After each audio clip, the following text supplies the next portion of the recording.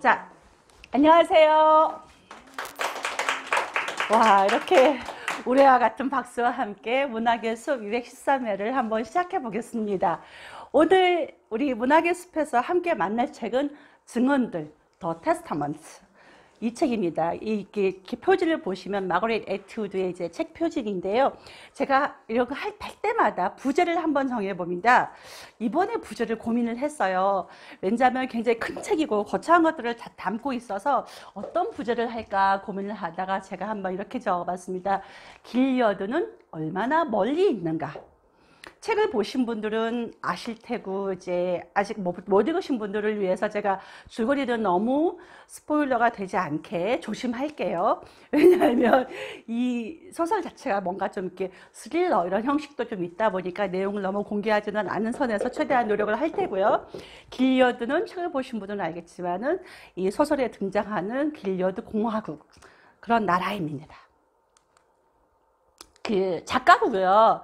요 책이 할 때 이런 그 소설 속에 이제 복장을 가지고 보면은, 복장의 특징에 보면은 진주 목걸이를 하고 있네요. 은빛 드레스를 입고 있고요. 누구일까요? 진주 소녀. 진주 소녀들이에요. 소녀라기 보기엔 좀 커 보이긴 하지만 소녀적인. 그리고 이제 이렇게 자기 이렇게 시녀 복장을 하고 있는 이런 이제 모습. 시를 저희가 이따가 다른 시를 읽겠지만은, 저는 실비아 플레스라는 굉장히 유명한 시인이 있어요. 우리가 이 문학을 저희 이제 페미니즘 문학이라고도 분류를 할 수 있는데, 또 이제 여성주의 이런 부분에 있어서, 혹은 이제 여성 시인 중에서 실비아 플레스라는 그 시인의 데디라는 시가 아주 유명한 시가 있습니다. 그래서 이 시가 있는데 그 중에서 앞에 두 연만, 시가 좀 길어서 지금은 전문은 다 읽지 못해서 여러분들이 나중에 한번 전문을 찾아서 읽어보시면 좋겠어요. 그래서 저는 이 시를 대학교 영문과 수업 시간에 소개를 받아서 처음 데디라는 시를 읽었을 때, 배웠을 때 충격이었어요. 왜냐하면 아버지를 독재자, 이제 아우슈비츠에 있는 그런 이제 누구죠? 그런 이제 독재자로 묘사를 한, 그래서 누구는 이제 아버지를 그 독재자로 묘사했다지만, 저는 역으로 아버지라는 것, 혹은 가부장적이라는 것, 혹은 이를테면 남성이 주도하는 어떤 폭력과 전쟁으로 좀 상징되는 세계 질서, 그런 것들을 대리라는 말로 이제 표현하지 않았을까라고 저는 역으로 생각을 해보고요. 그거는 시를 만나시는 여러분들이 이제 자유롭게 생각을 해보시면 되는데, 여기 보면은 은혜님 보인가요? 앞부분 you do not do, you do not do, 요 두 연만 한번 영어로 좀 읽어주세요. 큰 소리로. You do not do, you do not do anymore. Black shoe. Each I have lived a life of good for 30 years, poor and white. Daddy time to breast or alcohol. Daddy, I have to kill you. You died before I had time. Marble heavy a bed full of God. Ghastly statue with one great toe, big as a fresco seal. 그래서 이 시를 쭉 내려가면 뒷부분에 가서는 Daddy, you bastard 뭐 이런 식으로 해가지고 아주 강력한 문자로 해서, 정말 대학생 때는 이 시를 만났을 때 되게 충격이었는데, 자기가 이제 이 소설을 읽으신 분들은 약간 연상이 될 거예요. 이제 아버지 혹은 어떤 이제 독재자가 얼마나 어느 여성의 삶에 있어서 이렇게 눌러왔는지에 대해서 많이 돌아가셔가지고, 이 실비아 플라스의 삶에 대해서는 굉장히 많이 알려져 있습니다. 그래서 이분의 남편도 아마 시인인가 그런 걸로 알고 있는데, 그래서 이분의 삶에 대해서 많은 연구가 있고요. 잠깐 봤습니다. 자, 이 작품에 대해서 그리고 좀 더 순차적으로 보겠는데요. 이거를, 사진이 너무 멋지죠. 우리 애트우드 여사님께서는 39년생, 저는 보면서, 그리고 이게 작년의 책이거든요.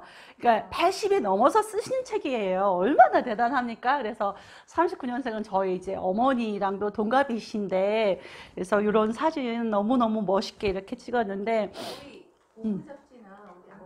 그런, 그런 식으로 전문 사진 작가가 일부러 컨셉 사진으로 뭐 찍은 거를, 그런 이미지고요. 맞습니다. 그리고 이제 어떤 독서, 글쓰기에 대한 말씀도 많이 하셨는데 a word after a word after a word is power. 이 말은 그냥 느낌이 오죠. 그러니까 그 정말 말이라는 거 단어 하나하나가 정말로 파워다. 그런 얘기를 해주는 게 이분의 어떤 글쓰기나 어떤 읽기에 대한 생각인 것 같습니다. 이분은 캐나다 분이세요. 캐나다 오타와에서 태어나서 퀘벡과 온타리오에서 이렇게 자랐고요. 이분은 저희가 이제 문학의 숲에서도 이제 마거릿 애트우드를 따라서 좋은 작가들이 이제 많이 나올 거라고 생각하는데, 왜냐하면은 저희가 보면 좋은 작가들은 많이 읽습니다. 기본적으로 많이 읽기 때문에 많이 쓸 수 있는 것 같아요. 저는 이 증언들을 보면서 너무 감탄한 건 세계 역사, 세계 어떤 문화사, 성경 이런 것들에 대해서 얼마나 심오한 지식과 그런 것들을 내용들을 알고 있어서 다 녹아내서 보면은 번역자가 보면 각주를 엄청 많이 달았어요. 왜냐하면 그 단어 뜻에 중의적인 게 너무 많기 때문에 각주가 없이는 일반 독자들이 잘 이해를 못할 수가 있거든요. 저는 요번에 버킷리스트도 그 단어도 처음 알았거든요. 아셨어요, 여러분? 버킷리스트란 말 저는 이제 안 쓰고 싶어. 원래 버킷리스트는 죽기 전에 꼭 하고 싶은 일이고, 우리 제부 같은 경우도 전에 뭐 조금 보수적, 좋은 뜻에서 보수적인데 보니까 버킷리스트라면서 펌어를 한 걸로 제가 기억을 하는데요. 이게 보니까 이 단어의 유래가 교수형을 당할 때 양동이를 차서 죽기 전에 그래서 버킷리스트더라고요. 그래서 이 책을 읽고 나니까 저는 그 단어 별로 안 쓰고 싶다 그런 생각을 했습니다. 아무튼 약간 사변적으로 빠졌는데요. 이분은 그 이제 어렸을 때부터 그 자기 아버지가 곤충학자여가지고 봄이면 숲속으로 들어갔다가 가을 되면 나오니까 어차피 정상적인 뭐 친구들과 놀고 막 우리 보통 아이들처럼 그럴 수가 없었어요. 그러다 보니까 뭐 할 수 있는 게 책 읽기잖아요. 그래서 책을 열심히 읽었다고 해요. 그래서 독서가 유일한 어떤 이제 놀이였고요. 그래서 고등학교 진학한 이후에 시인이 되기로 결심합니다. 저희 지우도 나중에 이런 식으로 됐으면 좋겠다 하는 바람을 가져보는데요. 그래서 이제 그때부터 시를 쓰고, 그 다음에 이제 토론토 대학과 하버드 대학에서 영문학을 공부합니다.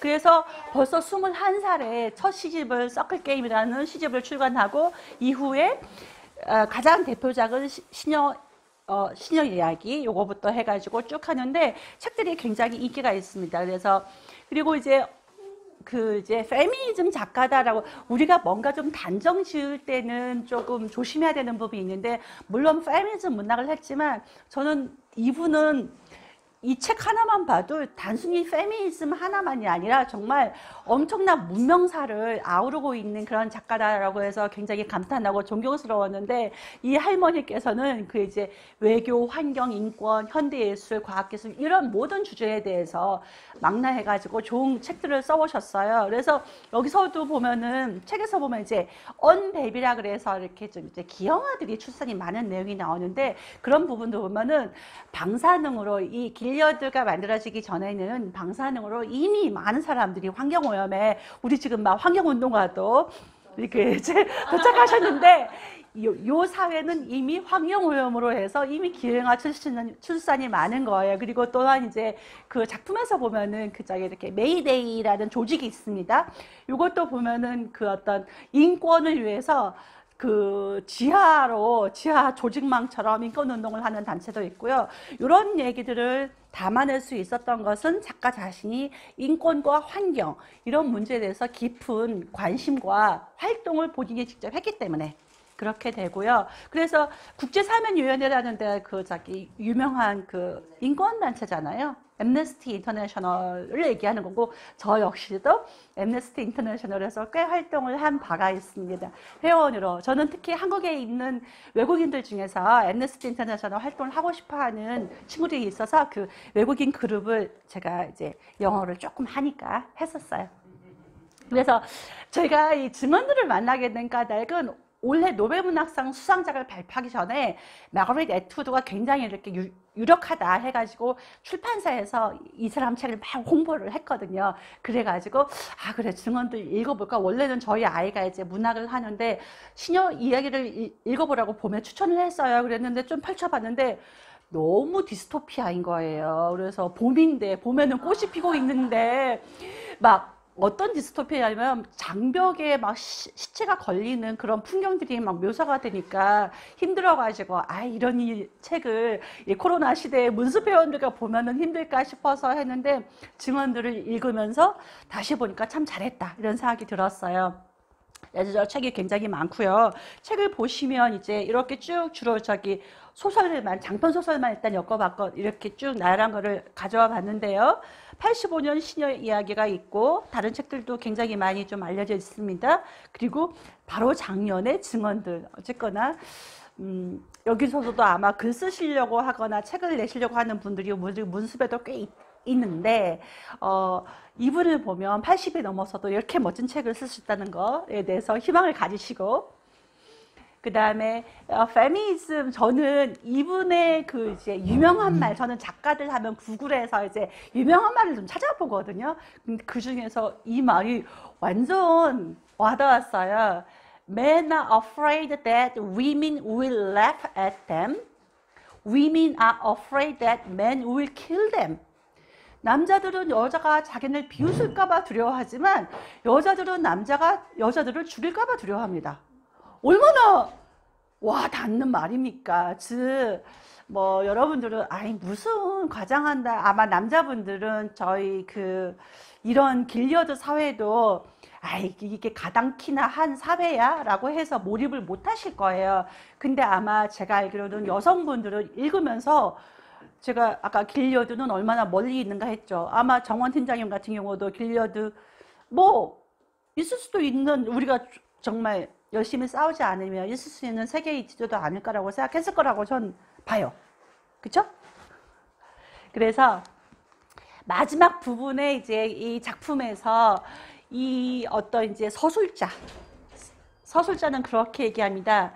마지막에 당신을 그러니까 자기가 서술한 것을 읽는 누군가 총명하고 야심찬 젊은 여성으로 그려본다고 합니다. 즉 뭔가 이제 이를테면 여성의 역사는 억압과 그런 역사지만 마지막에는 우리의 젊은 여성들은 발랄하고 젊은 여성들은 이런 저기 억압이 없이 총명하고 지적인 호기심이 있는 그런 여성들이 사는 세상을 만들겠다라는 작가와 혹은 작중 화자의 다짐이기도 하다고 생각합니다.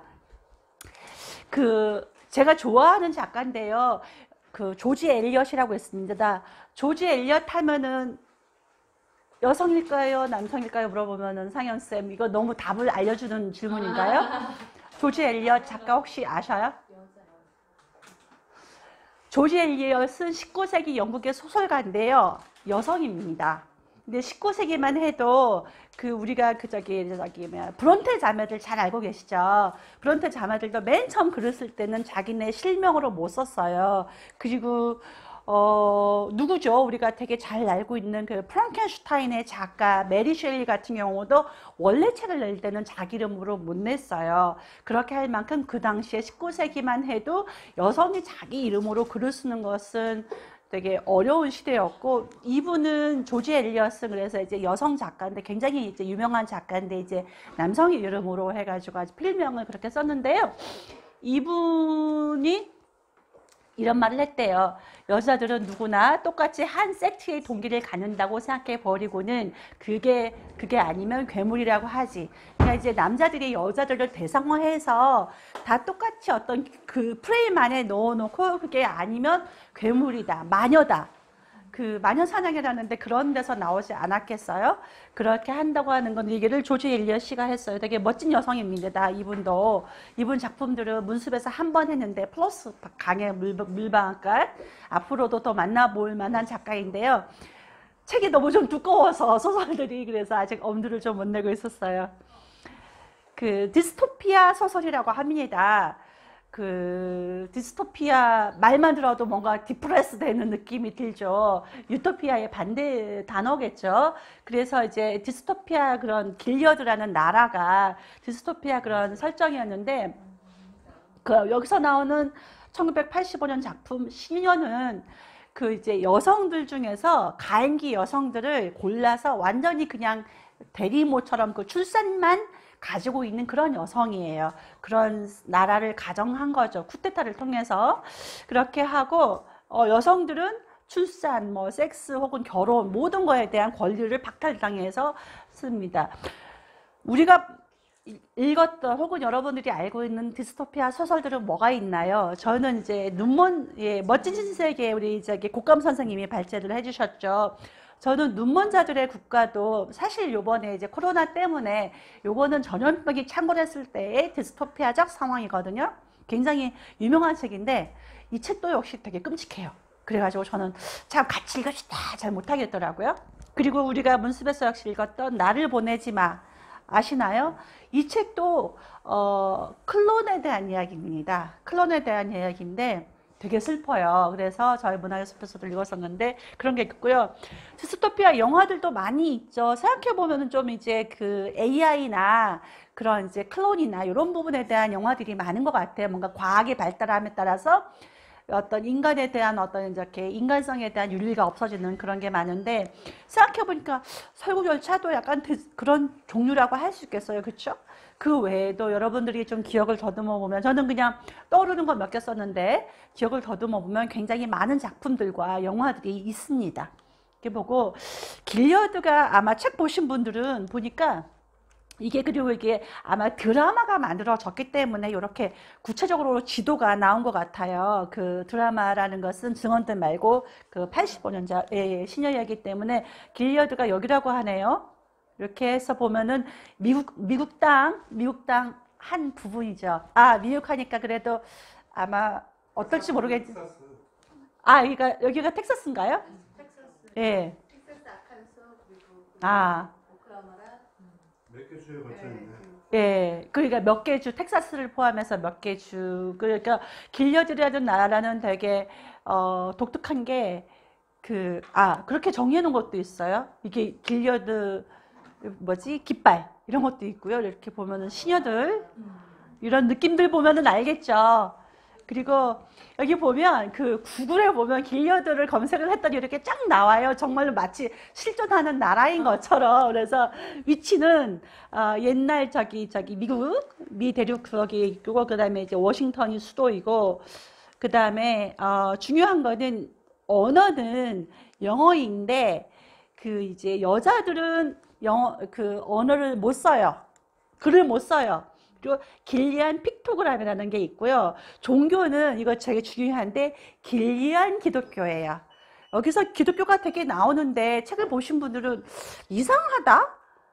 기독교인데 기독교 같지가 않은 뭔가 좀 이상한 부분을 왜 우리가 보통 정통 기독교에서도 정통이라는 말은 좀 애매할 수 있지만요. 종교 가지신 분들 기독교에서도 약간 좀 교리를 조금 희한한 부분을 극대화하거나 그 부분만 부각시켜가지고 하는 사람들을 좀 이제 이단이나 사이비라는 말을 좀 쓰잖아요. 그런 것처럼 여기도 약간 그런 것 같아요. 그래서 12조각으로 잘린 첩 이야기를 무슨 엄청난 여성 교육의 교본으로 씁니다. 엄청 끔찍한 이야기를. 근데 그것은 보니까 제가 검색을 해보니까 아주 끔찍한 역사적 사실, 그러니까 전쟁과 결부된 옛날에 그 이제 이스라엘 역사의 한 부분이더라고요.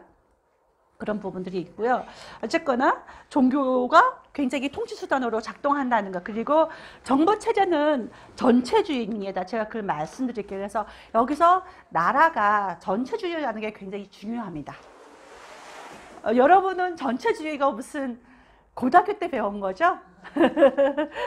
그래서 고등학생 때 많이 배우던 그 정치 체제인데 전체주의 그 작가가 이렇게 한 전체주의는 집권 과정에서 한 약속을 계속 어기는 과정에서 내부로부터 무너질 수도 있다라는 말을 했는데요. 그 원래 단어의 출발은 이탈리아 그 무솔리니 여기서부터 했고 파시즘 국가 이런 거 생각하시면 되겠죠. 그래서 국가가 전부인 거예요. 국가 외에 개인이라는 것은 존재하지 않는다라는 그런 것이고요. 여러분이 잘 알고 있는 한나 아렌트, 굉장히 이렇게 유명한, 우리가 한나 아렌트의 책도 한번 했어요. 문습에서. 뭐였죠? 갑자기 생각 안 난다. 한나 아렌트 책 한번 했죠? 네, 맞아요. 베르의 아이히만 책을 했고요. 아이히만이래. 이분이 전체주의의 기원이라는 책에서 보면은 책에서 느끼는 통치의 방법이 굉장히 이렇게 유사합니다. 대중을 쉬운 개념으로 묶어요. 그리고 뭔가를 다 표어화해요. 모든 여기 이 증언들에 나오는 길려되어 있는 사람들은 늘 같은 말만, 표어만 반복해서 말을 합니다. 그리고 대중들한테 커다란 사건에 참여하고 있다는 그런 느낌을 계속 줘요. 그리고 비밀 경찰이 있죠. 비밀 경찰이 뭐죠? 여기서 게슈타포 아니고, 저기 책에서 비밀 경찰이 뭐죠, 수라님? 눈입니다. 눈이라는 그것도 되게 상징적이지 않아요. 눈 보고 있다. 무서워요. 비밀 경찰이 있고요. 그리고 대중이 주도하는 폭력적 사고와 직접 회의가 일상적이에요. 여기서는 공포 정치를 그렇게 하죠. 대중들이 참여 처형이라는 게요. 시녀 이야기에서도 참여 처형이 나오는데 어마어마합니다. 참여수 하여튼 우리 그나마 지금 어린이가 민규가 잘 안 듣고 있어서 다행이고요. 아무튼 증언들의 시대적 시점은 시녀 이야기보다 15년 뒤의 상황. 그러니까 많이 보던 분이 유보장님이 오셨네. 반갑습니다. 그래서 증언들에서는 길리오드와 관리는 세 여성의 목소리, 앞서서 시녀 이야기에서는 한 시녀의 목소리로 시녀가 자기 얘기를 합니다. 자기 얘기를 하는데 이 사람은 잡혀와서 시녀가 됐어요. 잡혀와서 시녀가 됐는데 문제는 저는 요즘에 이제 홍콩에 대해서 약간 연민을 갖게 되는데 홍콩은 자유를 맛본 나라였어요. 근데 어느 정도 갑자기 중국, 메일랜드 차이나에서 좀 이렇게 억압하거나 어떤 폭력적인 상황이 생기잖아요. 그랬을 때 시민들이 느끼는 박탈감이 얼마나 클 것인가. 여기서 시녀의 주인공인 오프레이드도 보면은 자유롭게 그냥 잘 살았어요. 근데 어느 날 갑자기 쿠데타가 나고 정권이 전복이 되면서 잡힌 거예요. 잡혀가서 이렇게 시녀, 출산만 하는 그런 여성으로 살게 된 거예요. 그러니까 자꾸 사학 중에서 갇혀 있으면서 옛날에는 이랬는데 그 회상을, 그 절망감이 얼마나 클지를 한번 상상해 보세요. 이미 잘 맛봤는데 몰랐으면은 그냥 살았을 거야. 주는 대로 먹고. 그렇지만 이미 맛본 자유에 대해서 박탈당했을 때 그 슬픔과 절망감은 얼마나 더 클까. 그래서 가능하면 시녀들은 자살을 하려고도 합니다. 그래서 통치자들은 자살할 수 있는 모든 것들, 하다못해 커튼도 목매달까봐 그런 거라든지 뾰족한 거 못 갖게 합니다. 엄청나게 컨트롤을 하죠. 그래서 증언들에서는 3명의 화자가 등장을 하고요. 집필 배경은 이제 시녀 이야기가 나오고 35년 만에 나온 책이거든요. 그러니까 시녀 이야기를 읽은 많은 독자들이 어떻게 된 거야? 라는 많은 질문을 던지니까 작가가 독자들한테 좀 서비스를 해줘야 되겠다 싶어가지고 쓰신 것 같은데, 저는 증언들이 훨씬 더 그래서 그렇기 때문에 이 35년이라는 세월이 묵혀있기 때문에 굉장히 많은 걸 담고 있고 훨씬 더 비교하기 좀 그렇지만 더 훌륭한 책이라고 생각합니다. 그래서 증언들은 꼭 여러분들이 읽었으면 좋겠습니다. 그리고 작가가 하는 얘기는, 이거 작년에 하신 말인데, 30년 전보다 더 큰 압박을 받고 있다. 그래서 길리어드가 멀지 않다는 얘기는 지금 사회도 과연 30년 전보단 좋아졌냐라고 말하면 누구나 그렇다라고 말을 하기가 힘든 거죠.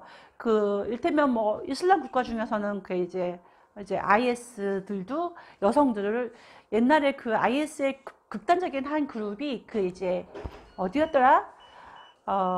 나이지리아였나요? 아예 여학교, 제가 정확히 나라가 지금 정확히 기억이 안 납니다. 여학교를 그냥 통째로 가서 애들을 다 데려갔어요. 다 납치해서 몇십 명을 납치해서 다 그냥 출산에 쓰려고. 그게 먼 옛날 얘기가 지금 아니라는 거죠. 실질적으로 몇 년간 해서 출산 출산을 계속 하게 시켰고 옆 나라에서 아무도 그거를 케어하지 않고 그냥 예, 장관이- 처음에는 못 찾았죠. 또 이제 그 여학생들을 어떻게 그 갑자기 감쪽같이 아니 백주 대낮에 그 이제 학교에서 애들이 수업 받고 있는데 운동장에 와서 통째로 애들을 다 데려간 거예요. 납치를. 그건 진짜 있었던 실제 일이에요? 예.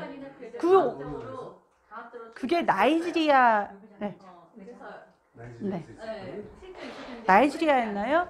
그게 엄청난 큰 뉴스였어요. 엄청난 큰 뉴스였는데, 그러니까 우리가 요즘에 국내 정치, 뭐 촛불 이런 것도 중요합니다. 그런 것도 중요하고 하지만 우리가 세계에서는 어떤 일들이 일어나는지에 대해서 우리가 좀 알아야 돼요. 근데 저는 생각할 때 우리 국내 미디어가 잘못하는 부분이 어떤 국제 그런 큰 뉴스를 일테면 뭐 시리아에서는 무슨 일이 있는지, 그런 아프리카에서는 무슨 일이 있는지에 대해서 너무 커버리지가 없고, 커버를 많이 하는 건 그나마 미국이나 뭐 유럽, 우리랑 좀 이권이 좀 관련된 그런 나라들만 너무 본다고 생각합니다. 약간 여담이었고요. 자, 계급이 엄청 복잡합니다. 이 길리어드는 이 엄청난 전체주의 사회에서는 여성들을 엄청나게 계급화를 해놨어요. 특히 그런데 여성들은 아무리 상류층이라 해도 자유가 그렇게 없어요. 그래서 일단은 소위 본부인, 아내라는 계급이 있어요. 아내들은 파란 옷을 입고요. 아내들은 뭐 일도 아무것도 안 해도 되고 뭐 정원 가꾸고 수놓고 이런 걸 하긴 하지만 그들이 그렇게 편해 보이거나 그런 느낌은 없습니다. 그 다음에 앤트, 아주머니라고 번역돼서 되게 궁금했어요. 영어 원제에서 우리 그 정원님하고 아주머니 영어가 뭘까 막 그렇게 궁금해서 찾아봤거든요. 근데 앤트고요. 아주머니들은 이 전체주의 국가에서 그 사령관들을 도와서 이 체제를 유지하는 그런 큰 역할을 합니다. 근데 증언들을 보면 이들이 왜 저기 아주머니가 되었는지에 대해서 끔찍한 얘기가 나오죠. 펄걸, 진주소녀들은 전도사입니다. 전도사. 자기네 그 길리어드 종교를 가서 해외에 나가서, 그러니까 해외 파송 전도사예요. 해외 파송. 그래서 나가서 좀 이제 만만해 보이는 여자애들을 이렇게 뭐 포획해가지고 전도해가지고 데리고 와서 바꿔서 그런 애들이고요. 그래서 이렇게 포획되는 여성들이 이렇게 진주라고 불려지고요. 시녀들은 되게 끔찍합니다. 이제 빨간 옷을 입고 흰색 모자를 해서, 왜 모자를 다 쓰냐 하면은 이 머리카락이 섹시해서 남성들을 유혹할까봐 머리카락도 철저하게 가리라는 거예요. 그래서 여기서는 그 굉장히 우리가 성폭력에 있어서 되게 고전적인 약간 왜곡된 관념 중에서 우리나라 법원도 성범죄가 발생하면은 성폭력에 관대한 이유와 그 많은 부분에 있어서 좀 여성들도 책임이 있지 않냐, 뭔가 좀 이제 유혹했다거나 그런 식의 그런 얘기를 여기서는 길리어드에서는 당연하게 생각합니다. 그래서 어떤 사람이 이렇게 증언을 해요. 아, 저는 15살 때 성폭행을 당해서 아이를 낳았고 뭐 했더니 여성들이 쭉 얘기를 들으면서 누구의 잘못입니까? 그러면은 제 잘못입니다. 제 잘못입니다. 저저저고 그렇게 나오고요. 약간 그런 식입니다. 그래서 굉장히 어떤 그 과장했을 수도 있지만 어쨌거나 빨간 옷은 출산에 대한 그 상징으로서 출산의 상징으로 이렇게 입게 되고요. 그 다음에 하녀들은 그야말로 하녀 그냥 일만 하는 딱 고일만 하는. 그 다음에 딸들은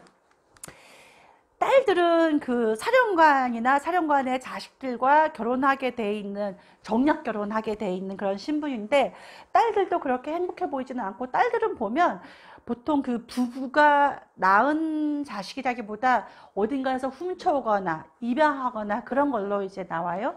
그 다음에 비여성, 언우먼이라고 하는데요. 언우먼은 아예 그 체제에 말을 안 듣거나 뭔가 문제가 있었다거나 그런 여성들은 아예 그냥 자기 콜론이라는데 그런 데 보내서 아주 독극물에 있는 그런 공장 이런 데서 방사능 같은 거나 독극물에 노출돼 가지고 노동만 하다가 죽게 만드는 그런 거예요. 그 다음에 남성 계급들은 일단은 사령관이 있고, 사령관이 그 정점에 있는 사람들이고, 천사들, 그 다음에 수호자, 그 다음에 이제 아들들 눈 이렇게 있는데 눈이 비밀 경찰이고, 천사들, 그러니까 수호자가 이제 군대죠, 군대. 그리고 천사들도 이 사령관을 보필하는 그런 이제 조직이고요. 이코노맨이라고, 이코노 와이프를 그냥 딱 말만 들어도 뭔지 알겠죠. 그 아주 낮은 계급 이런 사람들이 있고요. 이런 사람들은 뭐 얘기해도 그렇게 등장하지 않아요. 공간에 대해서 공간에 관심이 갔어요. 증언들을 보시면 스타디움 같은 데서 몰아넣어서 여성들한테 고문과 살상을 하는 부분이 나오고 이제 그 다음에 나중에 이제 아주머니들이 사는 곳은 이제 아르두아 홀이라고 불리는데 단어를 찾아보니까 아르두아가 뭐더라? 이게 라틴어인데요. 아르두아가 라틴어인데 원래 맞아 이거예요. 요 단어가 생각 안 났어요. 역경이라는 단어래요. 그래서 뭔가 이제 명칭을 작가들은 사람 이름을 짓거나 해도 다 그런 거를 많이 고민하거든요. 어떤 이름을 쓸지에 대해서. 그래서 그런다고 보시면 되고요. 그 아르두아 홀에서는 아주머니들이 교육도 하고, 근데 옛날 그 대학 건물이었다는 것도 되게 재밌죠. 그리고 그 밑에 도서관이 하나 있어요. 아주머니들은 도서관에 접근이 가능해요. 근데 여기서는 통지수단으로 도서관을, 그러니까 읽고 쓰는 걸 여성들은 못해요, 기본적으로. 그런데 아주머니의 대표격인 그 주인공은 있잖아요. 자기의 프라이빗 컬렉션으로 갖고 있는 책이 재밌어서 제가 이거 적어봤는데, 우리가 좋아하는 제인 에어, 안나 까레리나, 테스, 그 다음에 파라다이스 로스트, 그런 책들이 있어요. 그래서 문숙 취향이랑 리디아, 아주머니 취향이랑 비슷한 것 같아요. 이렇게 하고, 이건 좀 너무 끔찍한데, 그 장벽이라는 곳은 그 나라의 경계쯤에 있어 보여요. 사람들은 장벽 너머로 가진 못해요. 그쵸? 특히 그런데 이렇게 전시해요. 죽음과 폭력을 전시합니다. 그래서 늘 산책길에 거의 보게 해요. 그렇게 보게 해서 이들한테 늘 자기는 장벽을 넘어갈 그런 생각은 못하게 하죠. 장벽하니까 저는 팔레스타인 장벽도 떠올랐어. 이게 점점 더 높아지고 더 넓어진대요. 아셔요? 28 분쟁에서 팔레스타인 장벽이 원래는 그것도 약간 성경을 근간으로 좀 약간 조금 좀 저 입장에서는 제 개인적인 생각은 이스라엘이 굉장히 깡패다 저는 생각합니다. 왜냐하면 팔레스타인에 원래 살던 사람들이 자기네가 성경 몇천 년 전 성경? 2000년 전 성경을 근거로 여기 우리 조상도 살렸는데 땅 내놔 해가지고 하는 거잖아요. 그래서 자기네가 좀 이제 힘이 있기 때문에 이 장벽 만들어 놓고 그 구역을 점점 더 좁혀가고 그들 팔레스타인 사람 그리고 장벽은 더 높아갑니다. 거기서 장사한대요. 그러니까요. 그리고 저희가 국경 없는 의사회 일을 할 때 동료가 그 팔레스타인 그 가자 그쪽에다가 일을 한 직원이 있었는데 그 이스라엘 군인 그쪽에서 이렇게 넘어갈 때마다 몸수색이 엄청나대요. 몸수색 그냥 샅샅이 하는 게 굉장하다고 합니다. 그게 세상이었고요. 화자 3명 중에서 제가 좀 더 빨리 해볼게요. 리디아, 아마 드라마에 나오는 아주머니의 모습이겠죠? 되게 카리스마가 있어 보이죠? 원래는 법원의 판사였어요. 그러니까 이제 제가 아까 말씀드린 거는 어떤 길려드라는 전체주의 국가가 탄생하기 전에는 사람들이 일상을 잘 살고 있었던 거예요. 우리가 사는 사회랑 똑같았어요. 그런데 사실은 이 지점이 중요한데요. 일상에서 좀 안 좋은 사인들이 조금씩 보여. 안 좋은 일들. 우리도 이를테면 저 그냥 막 말씀드릴게요. 박근혜 정권 그렇게 민주주의가 많이 또 MB 때 MB 때도 민간인 사찰들을 많이 했죠.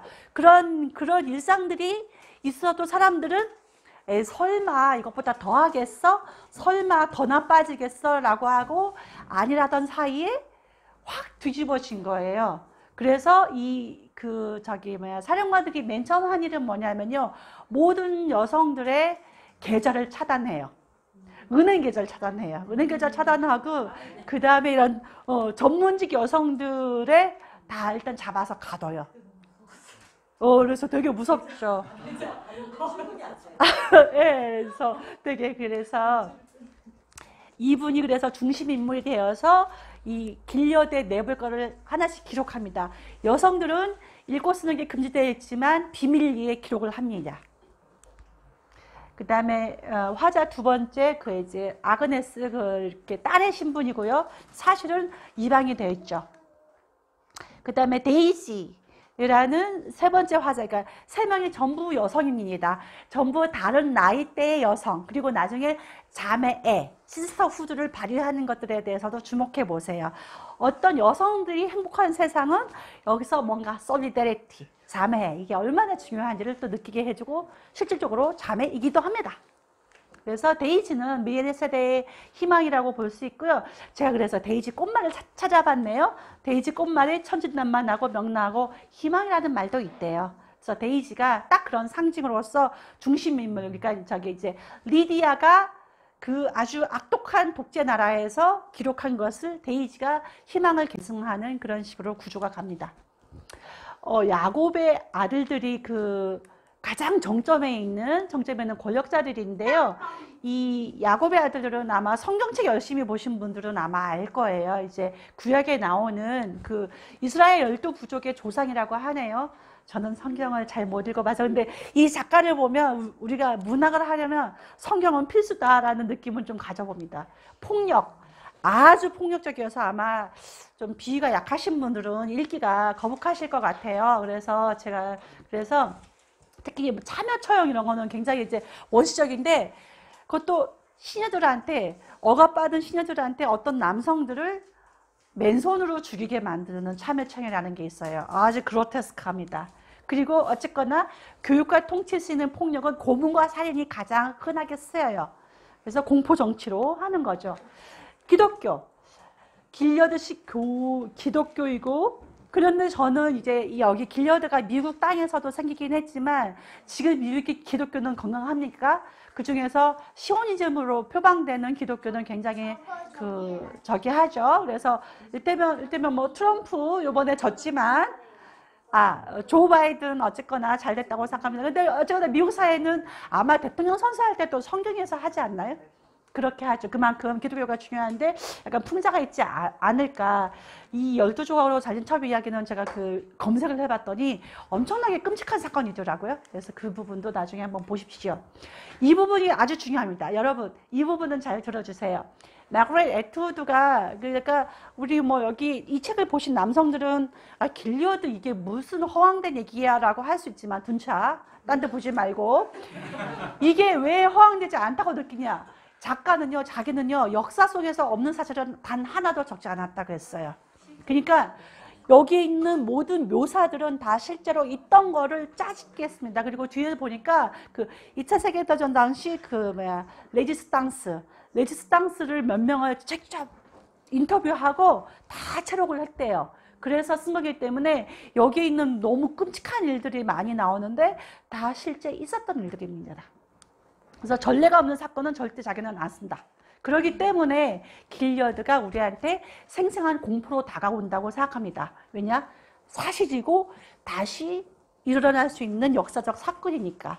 교육 세뇌, 종교 교리를 활용하는데 북한도 생각났어요.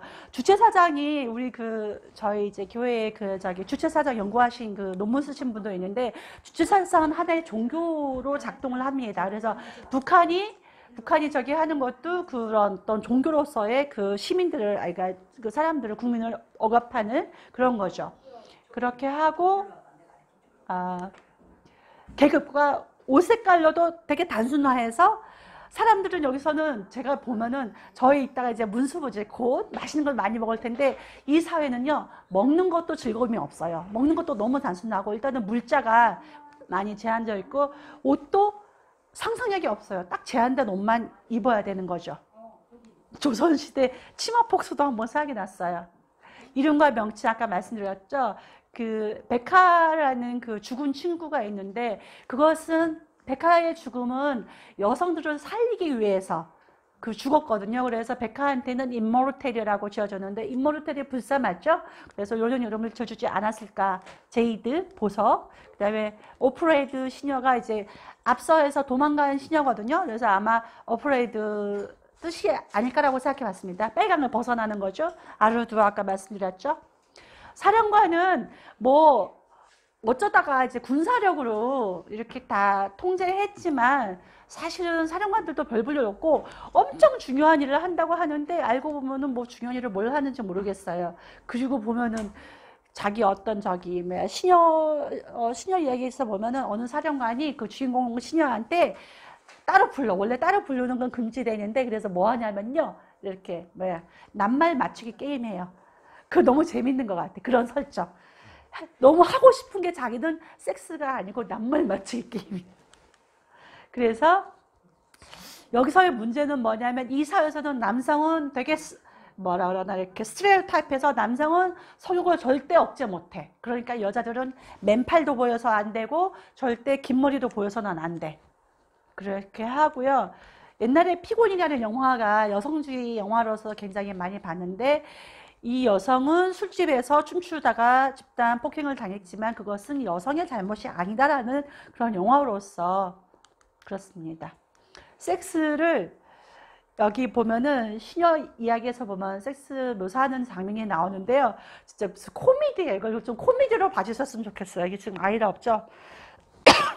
코미디라는 것은 이를테면 시녀가 사령관과 이렇게 해서 아기를 낳아야 되잖아요. 근데 일단은 아기의 소유와 아기의 모든 것은 그 자기 이제 아내가 갖고 있어요. 그러니까 아내가 시녀의 손을 잡고요. 다리를 벌리고요.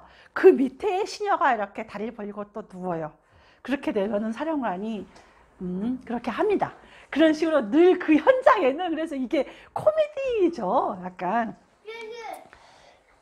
그래서 이제 언어라는 것, 책이라는 게 아주 중요하게 나옵니다. 그 부분을 재밌게 봤으면 좋겠고요.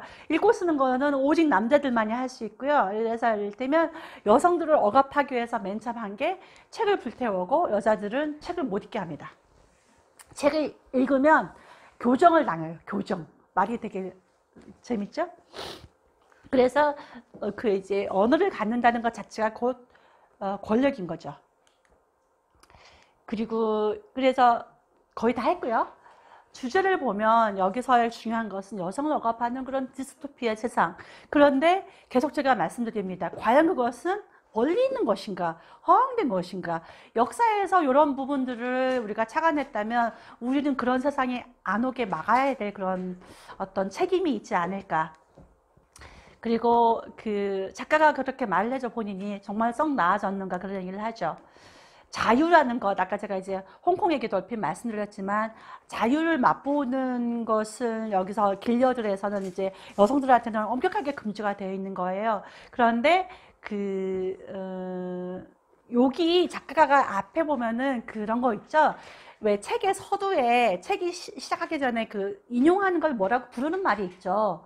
뭐 재헌이라고 뭐라 그런 것을 작가가 3개를 썼어요. 그게 아까 그 조지 엘리ot의 하나고 요거 자유에 대한 거거든요. 그래서 자유에 대한 선택은 어려울 수 있다.